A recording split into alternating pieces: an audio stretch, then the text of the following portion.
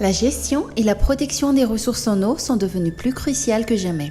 Pourtant, elles sont mises en péril par les effets du changement climatique, l'évolution de l'usage des terres et la hausse des besoins agricoles et domestiques.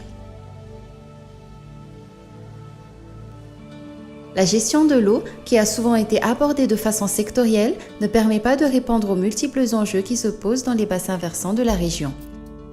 Sur ces territoires, la gestion intégrée des ressources en eau (GIR) est une approche pertinente et efficace qui s'appuie sur la concertation entre les acteurs concernés et conduit à une utilisation durable, une préservation efficace et une répartition équilibrée des ressources hydriques. Un programme de coopération décentralisé entre la métropole de Lyon en France et la région Oudmantiach à Madagascar, la mise en œuvre opérationnelle de cette démarche de GIR se déroule en 4 phases. Le diagnostic de bassin versant, pour faire un état des lieux et identifier les principales problématiques de la zone. Ce diagnostic a une finalité opérationnelle. Il vise à orienter les stratégies et cibler les actions prioritaires à conduire. La mise en place d'un espace de concertation pour créer un cadre formel de discussion, d'échange et de prise de décision entre tous les acteurs concernés par la gestion et le partage des ressources en eau du bassin versant.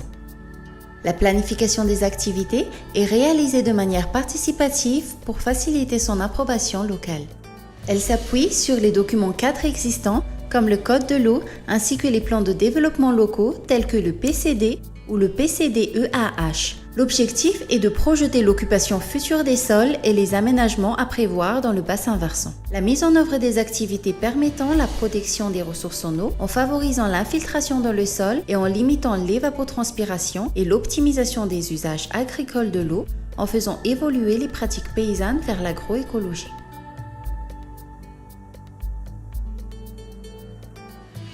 En premier lieu, la diversité de l'expertise. Il y a l'implication des différents acteurs, tels que les autorités locales, les communautés, les entreprises et les organisations environnementales. Ils apportent une diversité d'expertise dans l'approche GIR.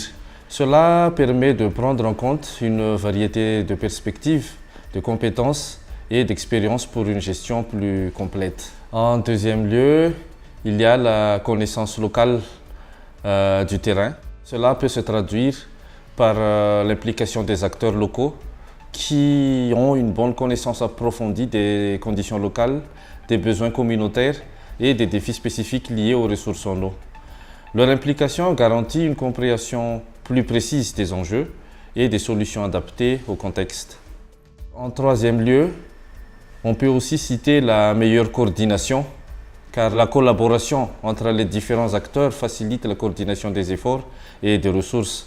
Cela permet une gestion plus efficace et cohérente des ressources en eau, évitant les conflits potentiels et favorisant une approche intégrée.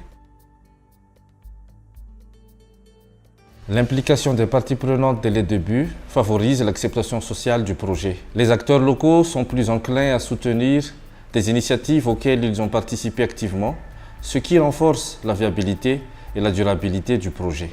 On peut aussi parler, quand on parle du défi, les différentes parties prenantes peuvent apporter des idées novatrices. Par exemple, au moment où le programme a intervenu au bassin versant de Souarane, le GLEC a eu des difficultés par rapport à l'application des dînes.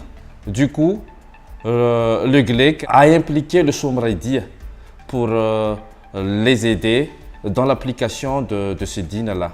En dernier point, il y a le défi lié à la responsabilité partagée. L'implication de divers acteurs crée un sentiment de responsabilité de tout un chacun. Le GLEC, les communes, les producteurs, les agriculteurs, les usagers de l'eau. Il y a les usagers de l'eau destinés pour la consommation. Il y a aussi les usagers de l'eau destinés pour l'agriculture, les STD, les services techniques déconcentrés, ainsi que les collectivités territoriales. En résumé, la démarche de GIR conduit à un meilleur partage et à une préservation des ressources en eau dans les bassins versants dans le temps.